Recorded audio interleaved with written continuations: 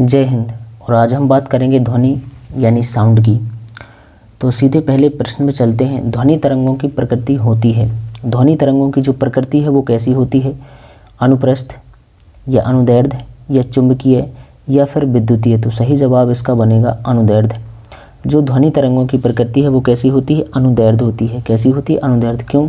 देखो, ध्वनि भी धा से स्टार्ट होती है और अनुदैर्ध्य में भी आधा धा है, तो ये याद करने की ट्रिक है। अगला है अवश्रव्य तरंगों की आवृत्ति होती है। अवश्रव्य तरंगें वे होती हैं जो मनुष्य के द्वारा नहीं सुन सकते। क्यों? क्योंकि वो उनकी आवृत्ति कितनी? अवश्रव्य तरंगों की आवृत्ति होती है 20 हर्ट्ज से कम, 20 हर्ट्ज से अधिक, 20,000 हर्ट्ज से अधिक और 20 हर्ट्ज से 20,000 हर्ट्ज। तो क्या होती है? अवश्रव्य तरंगों की जो आवृत्ति है वह होती है 20 हर्ट्ज से कम। पराश्रव्य ध्वनि तरंगों की आवृत्ति होती है कितनी? 20 हर्ट्ज, 40 हर्ट्ज, 20 किलो हर्ट्ज से अधिक या फिर सभी। जो पराश्रव्य तरंगें हैं उसकी जो आवृत्ति होती है तो 20 किलो हर्ट्ज से अधिक होती है। पराश्रव्य तरंगें मनुष्य द्वारा सुनी जा सकती हैं, नहीं सुनी जा सकती हैं, कभी कभी सुनी जा सकती हैं या कोई नहीं। तो जो पराश्रव्य तरंगें हैं वे मनुष्य के द्वारा नहीं सुनी जा सकती हैं। पराश्रव्य तरंगें मनुष्य के द्वारा नहीं सुनी जा सकती हैं। पराश्रव्य तरंगों को सबसे पहले सीटी बजाकर किसने उत्पन्न किया? पराश्रव्य तरंगों को सबसे पहले सीटी बजाकर किसने उत्पन्न किया था? तो न्यूटन ने, गाल्टन ने, हर्ट्ज ने या फिर फैराडे ने। तो सही जवाब होगा इसका गाल्टन ने। किसने? गाल्टन ने। कीड़ों तथा हानि पहुंचाने वाले तत्वों को घरों से दूर भगाने के लिए प्रयोग में लाया जाता है। कीड़े हो गए, कीड़ों तथा हानि पहुंचाने वाले जो भी तत्व हैं उनको घर से दूर भगाने के लिए प्रयोग में लाया जाता है। क्या? अल्ट्रासोनिक तरंग, रेडियो तरंग, इंफ्रारेड तरंग या सब सोनिक तरंग। तो सही जवाब बनेगा इसका अल्ट्रासोनिक तरंग। अगला प्रश्न है ध्वनि का तारतम्य किस पर निर्भर करता है? ध्वनि का तारतम्य किस पर निर्भर करता है? आवृत्ति, तीव्रता, वेग, आयाम। तो सही जवाब इसका बनेगा आवृत्ति। किसका? आवृत्ति। विमानों के आंतरिक भागों की सफाई में किसका उपयोग किया जाता है? विमानों के आंतरिक भागों की सफाई में किसका उपयोग किया जाता है? पराश्रव्य तरंगें, अवश्रव्य तरंगें, ऑक्जेलिक अम्ल या फिर कार्बन। तो विमानों के आंतरिक भागों की सफाई में किसका उपयोग किया जाता है? तो वो है पराश्रव्य तरंगें। क्या है? पराश्रव्य तरंगें। निम्न द्रव्यों में ध्वनि सबसे तेज यात्रा करती है। जो ध्वनि है वो सबसे तेज यात्रा किस में करती है? स्टील में, वायु में, निर्वात में या फिर जल में। तो जो है ध्वनि है सबसे तेज वो स्टील में यात्रा करती है। वायु में ध्वनि का वेग लगभग 330 मीटर प्रति सेकंड, 230 मीटर प्रति सेकंड या दोनों या कोई नहीं। तो सही जवाब बनेगा कि जो वायु में ध्वनि का वेग है वह लगभग 330 मीटर प्रति सेकंड होता है। 330 मीटर प्रति सेकंड होता है। कितना? 330 मीटर प्रति सेकंड। किस माध्यम में ध्वनि सबसे तेज चलती है? ठोस, द्रव, गैस, ठोस, द्रव, गैस या फिर वायु। तो सही जवाब हो जाएगा इसका ठोस। क्या हो जाएगा? ठोस। अगला प्रश्न है वायु में ध्वनि का वेग तापमान के घटने से घटता है, तापमान के बढ़ने से घटता है, तापमान पर आधारित नहीं या सभी। तो जो इसका सही जवाब बनेगा तापमान के घटने से घटता है और तापमान के बढ़ने से बढ़ता है।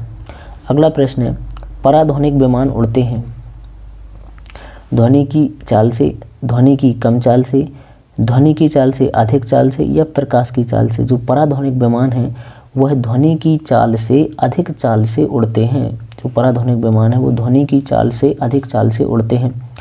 वस्तु के वेग तथा उसी माध्यम में एवं उन्हीं परिस्थितियों में ध्वनि के वेग के अनुपात को कहते हैं। वस्तु के वेग तथा उसी माध्यम में एवं उन्हीं परिस्थितियों में ध्वनि के वेग के अनुपात को कहते हैं स्थायित्व संख्या, लैप्लास संख्या, ओक्टेन संख्या या फिर मैक संख्या। तो सही जवाब बनेगा इसका मैक संख्या। मैक अंकों का प्रयोग वेग के संबंध में किया जाता है। तो किसके वेग के संबंध में किया जाता है? तो वो है मैक अंकों का प्रयोग तो किसके संबंध में किया जाता है? जलयान के संबंध में, अंतरिक्षयान के संबंध में, ध्वनि के संबंध में या वायुयान के संबंध में। जो मैक है उसका किया जाता है वायुयान के संबंध में। ध्वनि या ध्वनि प्रदूषण मापा जाता है किससे? फॉन में, डेसी में, डेसीबल में या फिर डेसीमल में। तो ध्वनि प्रदूषण मापा जाता है डेसीमल वल में, किसमें, डेसीबल में। अगला प्रश्न है, ध्वनि की वह विशेषता जो एक मादा ध्वनि को नर ध्वनि से अलग करती है। ध्वनि की वह विशेषता जो एक मादा ध्वनि को नर ध्वनि से अलग करती है वह क्या है? तारत्व है, प्रावस्था है, गुणता है या प्रबलता है। तो सही जवाब इसका बन जाएगा तारत्व। अगला प्रश्न है, निम्न में से कौन सा एक वायु में ध्वनि तरंगों द्वारा उत्पादित नहीं होता है? तो ध्रुवण, विवर्तन, परावर्तन या फिर अपवर्तन। तो सही जवाब बनेगा इसका ध्रुवण। अगला प्रश्न है, ध्वनि तीव्रता की डेसिमल में वह अधिकतम सीमा जिसके ऊपर व्यक्ति सुन नहीं सकता है। 50 डेसिबल, 70 डेसिबल, 85 डेसिबल, 95 डेसिबल। तो वह अधिकतम सीमा होती है 95 डेसिबल, जिसके बाद व्यक्ति सुन नहीं सकता है। निम्न में से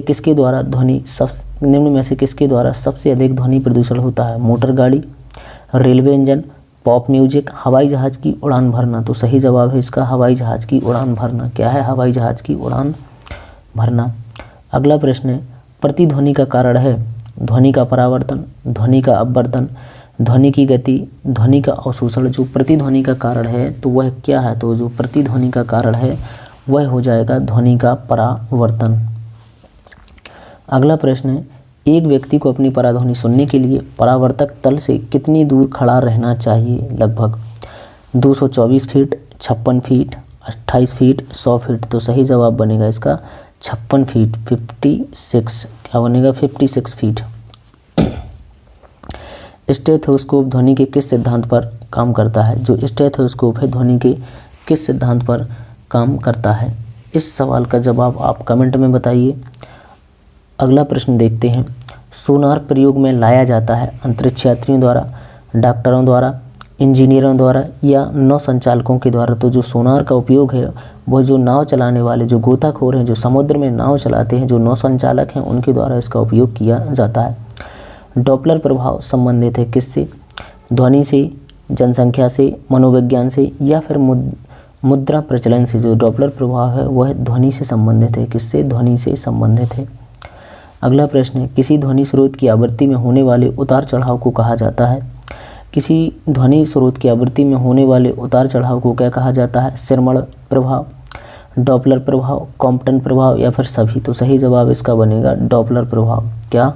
डॉपलर प्रभाव। हम रेडियो की घुंडी घुमाकर विभिन्न स्टेशनों के कार्यक्रम सुनते हैं, यह संभव है किसके कारण संभव है? अनुनाद के कारण, विस्पंद के कारण, व्यतिकरण के कारण या फिर विवर्तन के कारण। तो सही जवाब बनेगा अनुनाद के कारण। किसके कारण? अनुनाद के कारण। ध्वनि तरंगे नहीं चल सकती हैं ठोस में, द्रव में, गैस में या फिर निर्वात में। तो सही जवाब बनेगा निर्वात में। जो ध्वनि तरंगे हैं वह निर्वात में नहीं चल सकती हैं। निमग्न वस्तुओं का पता लगाने के लिए प्रयुक्त किए जाने वाले उपकरण को क्या कहते हैं? तो हम इसके लिए सोनार का उपयोग करते हैं। किसका? सोनार का उपयोग करते हैं। कौन सी तरंगें शून्य में संचरण नहीं कर सकती हैं? कौन सी तरंगें शून्य में संचरण नहीं कर सकती हैं? प्रकाश तरंगें, ध्वनि तरंगें, ऊष्मा तरंगें या फिर सभी। तो आंसर बनेगा इसका ध्वनि तरंगें शून्य में संचरण नहीं कर सकती हैं। I hope try to best आपको बहुत अच्छे से समझ में आया होगा। चैनल अगर नए आए हैं तो चैनल को सब्सक्राइब जरूर कर लें। जय हिंद, धन्यवाद।